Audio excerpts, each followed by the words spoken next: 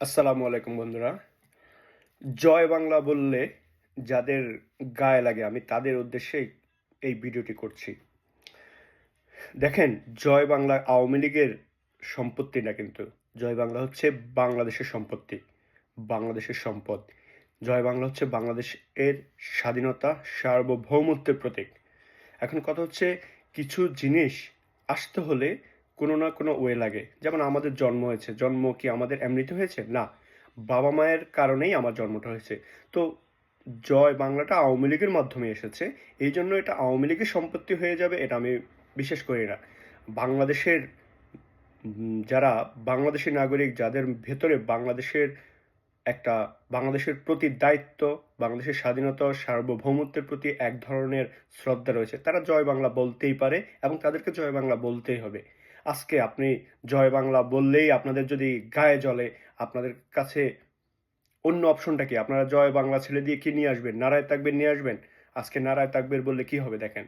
আমার সমস্যা নাই, আপনি যদি বলেন যে বাংলাদেশের মানুষের নারায়ে তাকবীর বললেই বাংলাদেশের স্বাধীনতা আরো উজ্জ্বল হয়ে যাবে, পৃথিবীর মানচিত্রে বাংলাদেশের যে মানচিত্রটা সেটা আরো অনেক প্রসারিত হয়ে যাবে, করেন না, সমস্যা কি?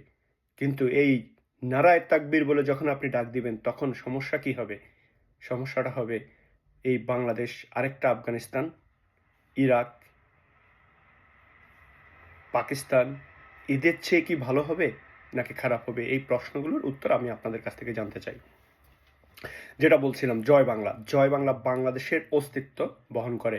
আপনি আওয়ামী লীগ করেন, বিএনপি করেন, জামাত ইসলাম করেন, যেই কোনো দল করেন, কোনো সমস্যা নাই। কিন্তু আপনার মধ্যে জয় বাংলা থাকতে হবে। বাংলাদেশের যখন ক্রাইসিস আসবে, এই ক্রাইসিসগুলোতে সবাই একসাথে জয় বাংলা বলতে হবে। আপনি যেই দলই করেন, দেশের স্বার্থে, দেশের সার্বভৌমত্ব এবং স্বাধীনতা রক্ষা এবং ভবিষ্যৎ পরিকল্পনা, জয় বাংলা একটাই শব্দ, এটা সবার জন্য। এবং জয় বাংলা বললেই কেউ রাজাকার হবে না, জয় বাংলা বললেই আওয়ামী লীগ হয়ে যাবে না। এটা আমাদের সবার অধিকার এবং সবার জন্য জয় বাংলা। আবারও বলছি, এটা কারো বাপের সম্পত্তি না, এটা বাংলাদেশের মানুষের অর্জন। জয় বাংলা।